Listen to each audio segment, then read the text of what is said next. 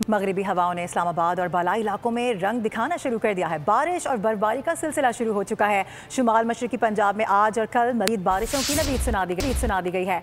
मजीद बता रहे हैं इस हवाले से नुमाइंदा खुसूसी सलमान अवान। जी सलमान। रावलपिंडी इस्लामाबाद के साथ खित्ता पोठोहार में मौसम सरमा की पहली बाज़ाब्ता बारिश हुई है और इस बारिश के ज़ेर असर महकमा मौसमियात का कहना है कि आने वाले दिनों में ख़ास तौर पर अगर हम बात करें दिन के दर्जा हरारत में नुमाया कमी आएगी और इसी तरह जो रात के दर्जा हरारत हैं वो 10 सेंटीग्रेड से भी नीचे जाने का इम्कान है और दिन के दर्जा हरारत जो कि इस वक्त हम देख रहे हैं कि 25 के अराउंड हैं वो भी 20 सेंटीग्रेड से नीचे जा सकते हैं।